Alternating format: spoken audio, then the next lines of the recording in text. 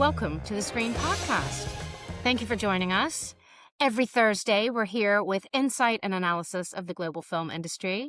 My name is Wendy Mitchell. I'm a contributing editor at Screen International and ScreenDaily.com. And the team here is really excited about today's episode because we are welcoming John Sloss, who probably doesn't need much introduction to most people listening, but he is founder and CEO of Cinetic Media and also partner at Sloss, Eckhouse, Dasti, Haynes, LawCo. His many credits include Richard Linklater's Nouvelle, Vogue and Blue Moon, Boyhood, Before Sunrise series. He's worked with Todd Haynes on Velvet Underground, Wonderstruck, I'm Not There, and his next film. And he's also worked on Oscar winners, including Boys Don't Cry and Green Book.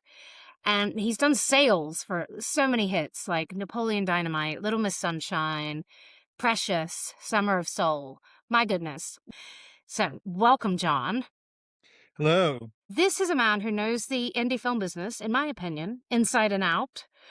And we'll see. We'll see what he has to say about it right now. So, John, that's a deep sigh, John. It is a deep sigh, but not, I'm a glass 3/4 full kind of guy. So. Okay, good. Well, I just ran into you in Cannes. Of course, Cannes is over now.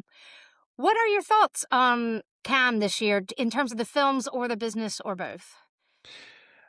I mean, it was interesting because I think the years vary. And I think the general consensus was that this was not the strongest year quality-wise in Cannes, that last year had a lot more virtuosity and sparkle.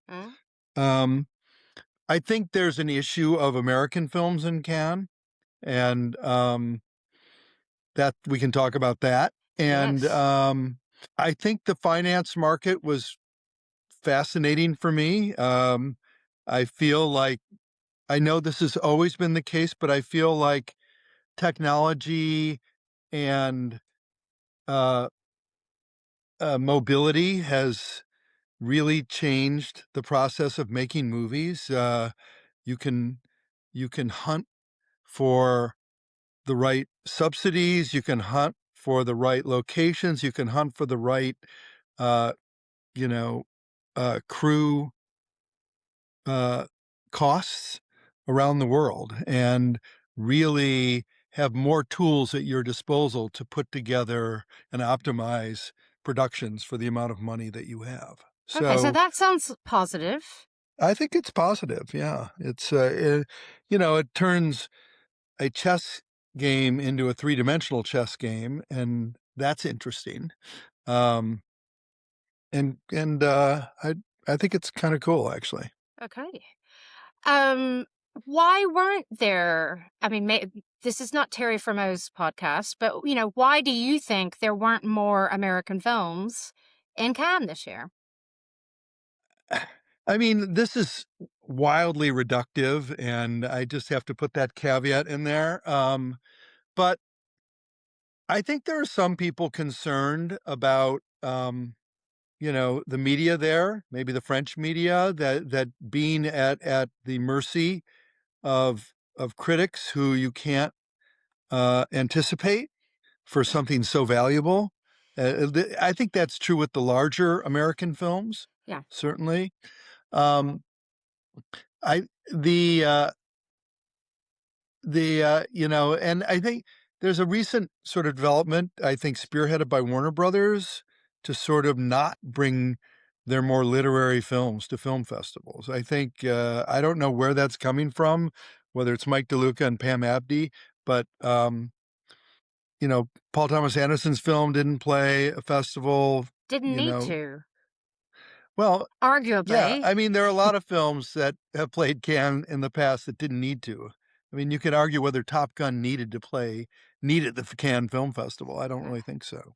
I just think when they measure the benefits versus the risks, they sometimes come out in the other direction. Yeah. Is that partly because of also, this is not cheap to launch a film in Cannes? It's not cheap as well. Yeah. That is, I'm sure that's some One of factor the in there. Yeah. The other thing is, for the awards, the American awards related films, as opposed to the foreign language awards related films, it's it's maybe too early in the It's a little too calendar. early. Yeah. Yeah. And that's been an issue for Cannes for a number of years. Yeah. And certainly between the sort of Netflix situation in Cannes and the time it is in the year, uh, both those things have really benefited the Venice Film Festival. Yeah. Telluride Venice Axis. Um, Or yeah, or and that, or and well, we'll talk about Toronto separately. I want to ask you about that separately. But do you think we'll see more American films in Venice? Because I certainly think we have to. I think we will. I mean, having talked to the programmers there, they're still waiting to see a lot, but Yeah. it would stand to reason that there would be, yeah, because that's a very good awards launchpad. That's right. But when you look at the foreign category, I mean, you have Anora. Anora played at Cannes, Yeah. and that sort of bucked that trend. The question is whether that's the exception. Um, Or the new but rule, the yeah, Parasite. Yeah. I mean, but Parasite is no, foreign language. That's yeah, different. Parasite's foreign language, and all the foreign language nominees, Secret Agent, you name it, Sentimental from Value last last year. year, Seurat. Yeah. Yeah, they were at Cannes, and, so they can play at Cannes and then play at Telluride or play they can't really play at Venice, but they can No.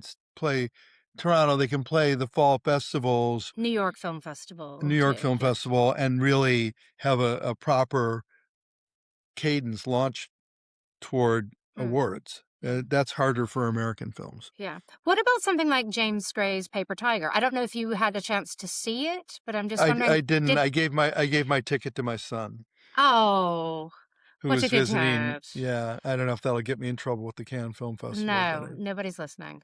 Nobody from the ticket office is listening. But do you think a film like that, do you think they will be pleased with how that launched in Cannes? And do they feel like they've got momentum to maybe push Adam Driver for awards run? And I didn't see the film. Did you so see the film? I did. And how did you feel about it? I don't think it's my favorite James Gray film. It's a very solid film, very audience friendly to watch. I mean, I really enjoyed watching it, but I don't know if that is sort of screaming best picture to me yet. There is an absolute obsession with James Gray in France. It's in Europe, but in France. I heard Italians tell me this. I heard Swiss tell me this, but certainly in France. Um, and he's a household name there. Yeah. And it would be a mistake for him not to take advantage of that. Yeah. I wonder though whether if Neon had bought that film far in advance of Cannes, whether they would have taken it to Cannes. It's Yeah. entirely possible they would have because he is so exalted there. But uh, yeah, I don't. I haven't seen it, so I can't say. Yeah. But I understand that it's not unanimous. Yeah. What about Club Kid? Did you see that one? I did. You're really showing me up here. No, I No, mean, I didn't I'm see it either, John. I didn't have I'm time to so see all busy. these films. I'm Yeah. so preoccupied putting finance together for films and selling films that are in the festival that I rarely. I mean, last year I saw Pillion. This year, if seen one film, it probably would have been Club Kid, but it didn't fit with my schedule. And by all accounts, that is a good film. That is not just a festival phenomenon. Yeah. We Um, love that, don't we? When something can break out of the just the festival I darling. prefer when I'm the one selling it, Yes. but, uh, but I have to give them their due. I know all the people involved with it, and I'm very happy for them. Great. And what were you? I mean, don't ruin any NDAs, and you know not to tell me anything under embargo, but what were you in town sort of shopping, packaging, financing, selling? Well, What's there are a on? number of things I can't talk about, but Yes. one thing I can talk about is Whit Stillman's next movie, which Oh, yeah. I'm wildly excited about. So I spent a lot of time working. That is going to be a multi-country, multi-party finance. That's a perfect example of how to find a film. I mean, you talk to most producers now, to a person, they will tell you, unless they're making films for Netflix, I guess, or maybe Warner Brothers, that they do not have enough money to make the film that's on the page. Um, and um, so it's really incumbent upon us to figure out how to stretch those dollars the furthest. And I spent a lot of time in Cannes doing that. Um, I also worked on a completed film that screened there that I was very excited about a you probably know who this person is. I had never heard of this person 6 months ago. Every single citizen of the United Kingdom has heard of him. 80% of the citizens of France have heard of him. I know who it is already. Ou ah Cantona, as I like to say, right? Ooh, Cantona. I Yes. didn't I had never heard the name Eric Cantona, and I'm a sports nut. I had never heard the name Aaron Cantona. It I sort of played a game. Every time I came across a British person, I would I would say that intro, and then I would mention them, and 100% of the time they went, "Oh," or I mean, "Ooh, yeah, Cantona," or yes, it is. He's very much a household name, so I got and as you said in France too. Yeah. yeah, no, he's less celebrated in France because he left France for Oh, the UK. But, but he's a endless source of curiosity. He's a fascinating guy.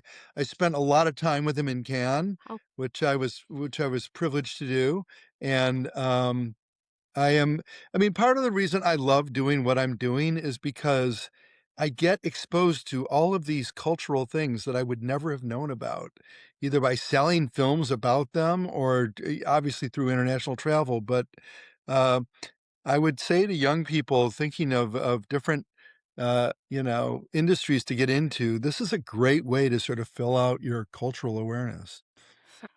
So the Whit Stillman film, it's called A Night at Claridge's. Is it actually going to shoot in the UK, or is it going to shoot it somewhere else in Europe, or how is that packaged up? It will shoot in the UK or in the vicinity of the UK. Okay. I'll see you on Jersey or Guernsey, I guess. No. Yeah. Exactly. Okay, but for sort of, Whit Stillman is a name I love because I loved all those early films. I met him a few years ago. Is Whit Stillman a name enough to get that greenlit, or do you need the Adam Brody piece of that puzzle? Like, what gets a package like that, It's an made? interesting package because Whit Stillman has a lot of currency with certain people and less currency with others.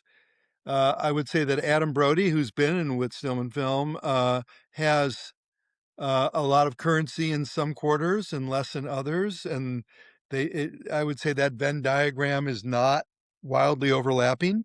Um, but Adam Brody, I've spent some time with him, is a lovely, really smart guy, and he gets Whit Stillman, who is a very specific uh, filmmaker, Mm, storyteller, I yeah. would say.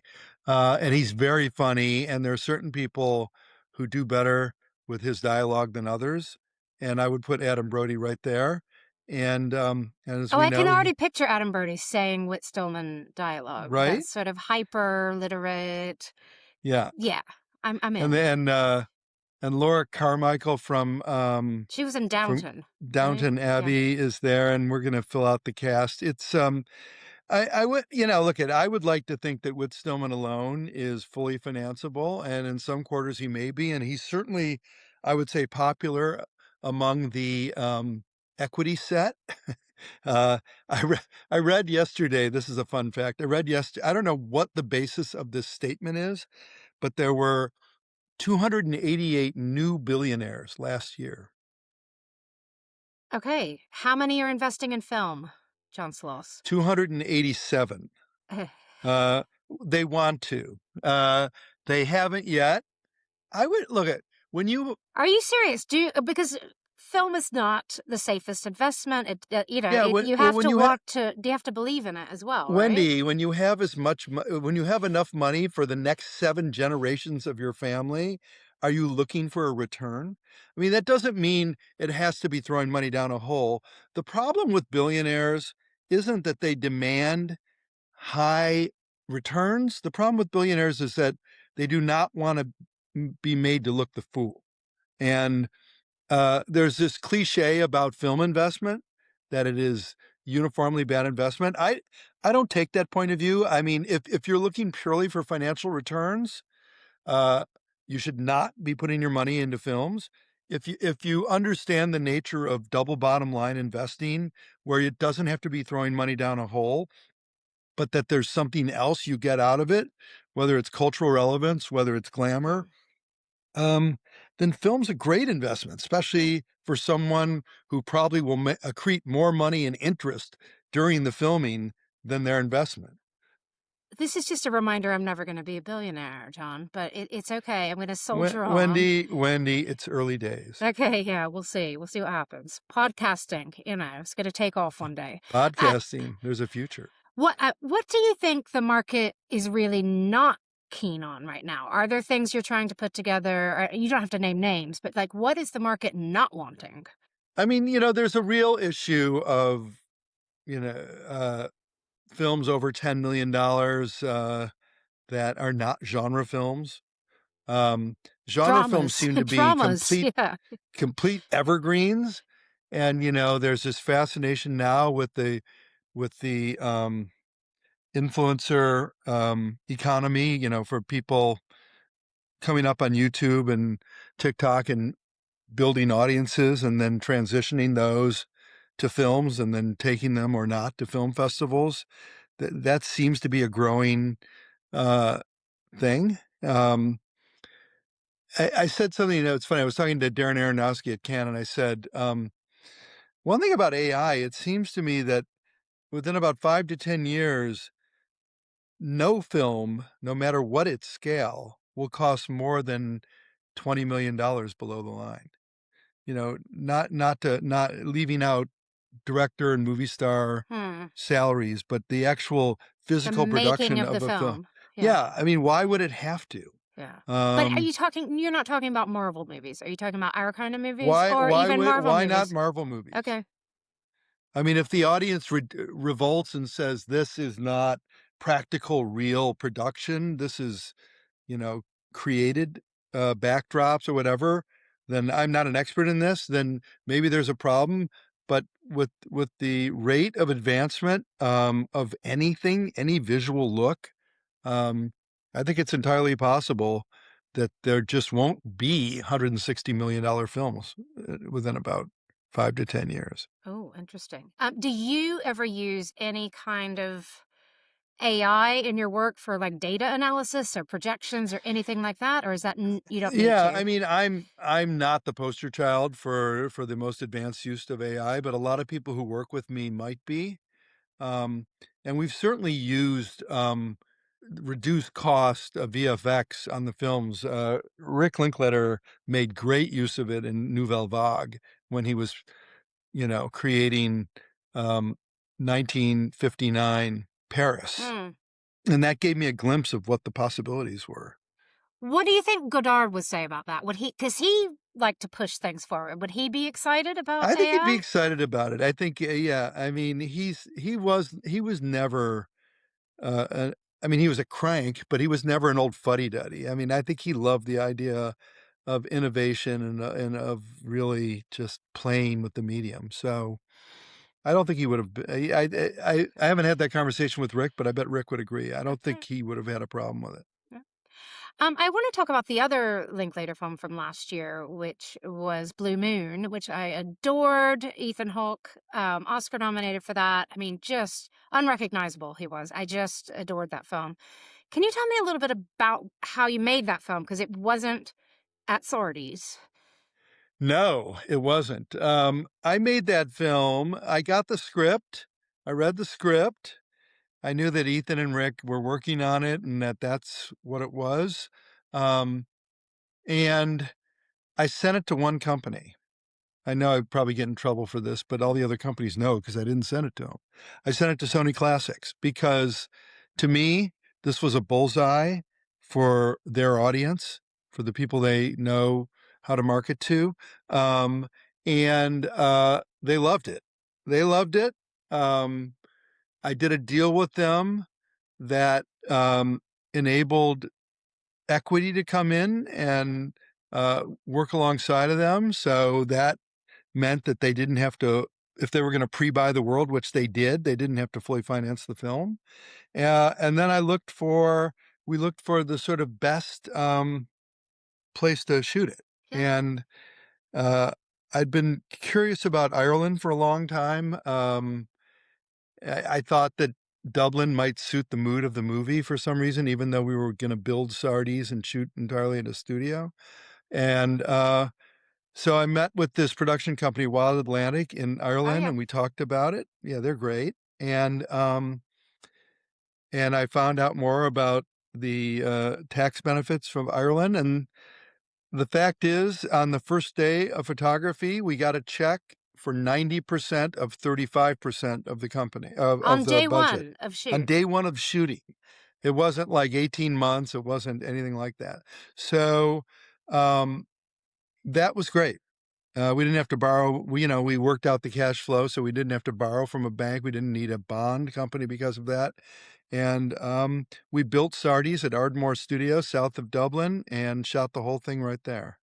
And sounds like a good experience for everybody. It was a great experience. I mean, Mm. it was. I'd never seen a human work as hard as Ethan Hawke worked on that movie. Um, if you've seen the movie, you realize how much dialogue he had Oh my gosh. while basically and all those effects were practical. They Yeah. cut holes in the floor. He walked it. I mean, it was fascinating how they accomplished his height because Hart was 4'11", Oh, okay. and That's just why Ethan, it looked like a physical transformation. Yeah. yeah, it Okay. was, yeah, yeah. Some Lorenz holes in Hart the floor. was a small, bald man, and Ethan Hawke is not a small, bald man. But Ethan Hawke, did the work, and it didn't feel like a stunt. I don't know if it Mm. felt like that to you, but it didn't feel like a stunt to most of the people who saw it. And Ethan Hawke, I mean, where do I start with that guy? He just keeps getting better and better and better. I can't wait to see what he's doing next because he's making another movie with you, correct? Yes, Is we he are directing? no, Oh, Rick's directing, oh, Rick's directing. Linklater's directing it. It's gonna be about the Transcendentalists, one of our favorite subjects. Uh, and Ethan is playing Ralph Waldo Emerson, Oh gosh. and we've got all sorts of stars lined up for that one. Okay, we'll Google the rest. That is amazing. You've also been working with another of your favorites, Todd Haynes. Are you an EP on the new film? I am an EP on De Noche, which is a Yes. film that we started last year, and then had to stop unceremoniously and recast uh, with the amazing Pedro Pascal, and who we remounted and just wrapped about 2 weeks ago. Okay. And you went. I know you visited the set in Mexico. How I how is it did. looking? Is Todd happy? Are you happy? Todd was working very hard, but he's very happy. Christine Vachon is about as happy as she gets. Okay, I've seen her happy. She can be happy. uh, and it was great to hang out with them. I wasn't going to miss that Okay, opportunity. great. Um, what about, we didn't see a lot of deals announced during Cannes, as you know. Are people actually doing deals at festivals now and they're just not telling the press, or are they just not really, they can do them later, or why are we not getting that sort of deal volume that I we don't used to think see? it's so much not telling the press. I just think the process of deal making has gotten elongated, um, which isn't necessarily a good thing for the people selling films. I think the people buying films are, um, you know, controlling the market a little more and tamping down the urgency that we used to try and really, create. Um, it's interesting. It's a really evolving dynamic market. I Hmm. was observing this earlier today that, more and more there are films that seem to fit specific distributors. That you can have films like Club Kid, that everybody seems to want. Yeah. But barring that, you can say, "Oh, that's a Neon film, that's an Or that's an A24 film, that's a A24 film. Sony Yeah. film, that's a Focus film." So, um, it's a little tricky, Yeah. Clockwork's new, we're trying to Mm. get some new players in here, Yeah. Yeah, are you and, talking to, I mean, like, 1-2 Special, Sumerian, obviously bought the big hit out of Sundance. yep. Um, does it feel like US buying is healthy? It looks like there's new players, so that signals health. There's lots of new players, some of them aren't wildly well capitalized, others are, and, We'll see. I mean, I think there was a sense that there was opportunity in the market for theatrical distribution as, as the post-pandemic world sort of came back to itself. I don't think it's fully rebounded, but I do think people are returning to the theaters, and I think there's a younger generation that is really making an effort to go to the theater. Um, I'm a uh, this isn't dispositive, but I'm on the board of the New York Film Festival, and when you look at the average age of our attendees, it's shocking how much younger it's gotten since the pandemic. Yeah, because when I lived Uh, in New York, it used to be this sort of blue rents crowd of like the 65 and older where you would Yeah, see yeah, at yeah. Lincoln Center a lot, but it's Yeah, really I'm here to changed. tell you Yeah. that there's a new generation that is really embracing the theatrical experience. Oh, that sounds very positive. What Yeah. about just the US in general on the production side? The US independent films, not studio films, you know, does that seem healthy? What needs to happen there? Are people just still fighting the good fight and making things happen? I mean, that's a longer conversation. The concentration of wealth is so extreme now, among individuals, and the curiosity about storytelling in films is so wide that the pool of equity investors has never, in my experience, been bigger. Yeah. Um, what the economics of independent films is, it's weird and it's kind of skewed because when you look at something like Netflix, I mean, Netflix is not wildly interested in discovery filmmakers. They don't go to Sundance saying, "Oh, we're going to get the next big thing," because they have a hard time drawing attention to them, creating awareness about them because they don't get theatrical release. They don't get to sort of marinate in the marketplace. So it stands to reason that they don't look for those things.